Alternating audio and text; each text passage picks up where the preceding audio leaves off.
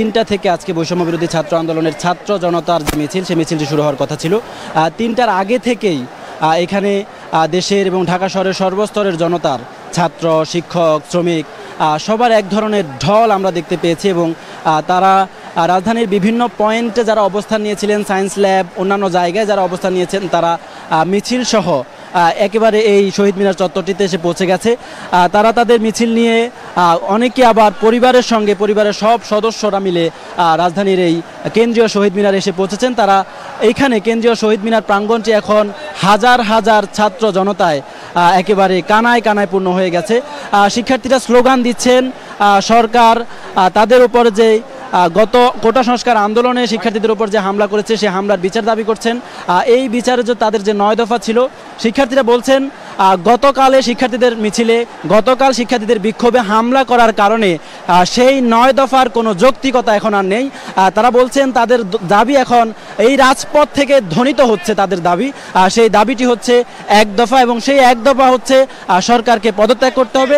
শিক্ষার্থীরা বলছেন, আন্দোলনে যারা সমন্বয়কারী রয়েছেন তারাও বলছেন যে রাজপথ যে দাবি ঘোষণা করবে সেই দাবিটি তারা মেনে নেবেন। আমরা এখানে যেই শহীদ মিনার প্রাঙ্গণে রয়েছে, এখানে বৈষম্য বিরোধী ছাত্র আন্দোলনের একজন সমন্বয়ক আমাদের সাথে রয়েছেন। আমরা তার সঙ্গে কথা বলবো আসলে এখন এই আন্দোলনে এবং এই শিক্ষার্থীদের ছাত্র জনতার দাবি কি। আমাদের সঙ্গে রয়েছেন একজন বৈষম্য বিরোধী ছাত্র আন্দোলনের সহ সমন্বয়ক।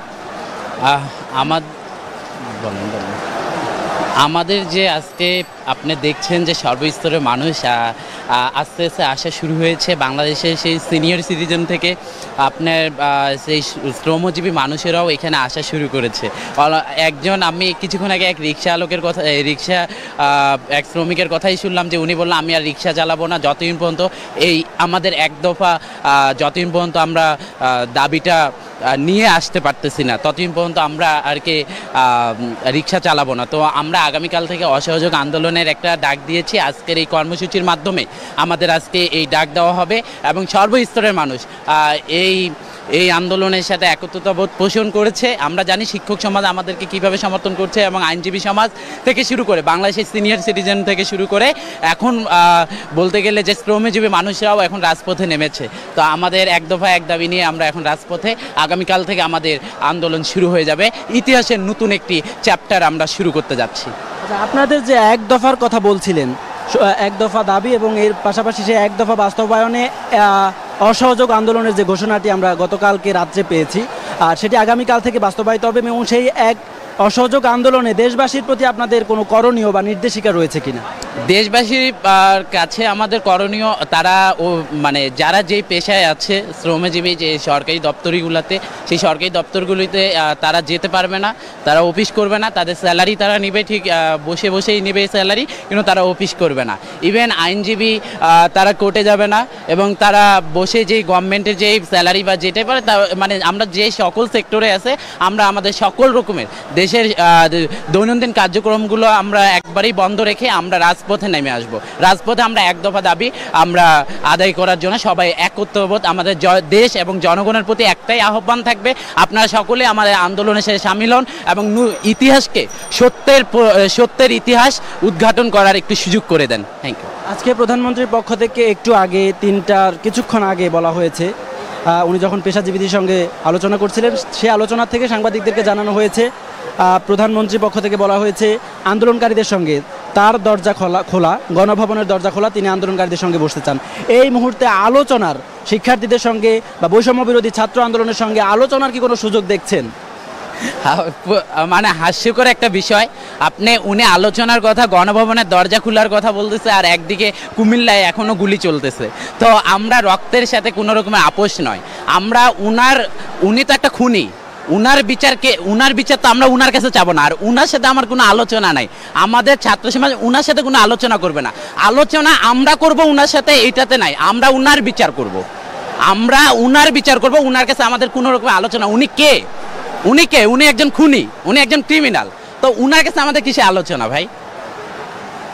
বৈষম্য বিরোধী ছাত্র আন্দোলনের একজন সহ সমন্বয়ক আমাদেরকে যেমনটি বলছিলেন, তারা কোনো ধরনের আলোচনায় বসতে পারবেন না, কারণ যিনি আলোচনার ডাক দিচ্ছেন, আলোচনার আহ্বান করছেন, তার হাতে হত্যাকারীর যে তকমা সেটি লেগে আছে। যেমনটি আন্দোলনের একজন সহসমন্বয়ক আমাদেরকে বলেছিলেন। আমরা জানি গত জুন মাসের 5 জুন যখন হাইকোর্ট থেকে একটি নির্দেশনা দেওয়া হয়, হাইকোর্ট থেকে একটি আদেশ দেওয়া হয় 2018 সালে কোটা বাতিল করে যে প্রজ্ঞাপনটি জারি করা হয়েছিল, সেই প্রজ্ঞাপনটিকে অবৈধ করে হাইকোর্ট একটি আদেশ দেয়। সেই আদেশের পর থেকে আমরা দেখেছি ঢাকা বিশ্ববিদ্যালয়ের কেন্দ্রীয় গ্রন্থাগারের সামনে শিক্ষার্থীদের যে তাৎক্ষণিক প্রতিক্রিয়া, সেই তাৎক্ষণিক প্রতিক্রিয়া থেকে তারা বলছিলেন যে তারা কোনোভাবেই কোটা ফিরে আসুক এটা মেনে নেবেন না। তাদের সেই আন্দোলনটি 5 জুন শুরু হয়। 5 জুন থেকে তারা ঢাকা বিশ্ববিদ্যালয় এলাকায় প্রায় 13 জুন পর্যন্ত আন্দোলনটি চালিয়ে যান।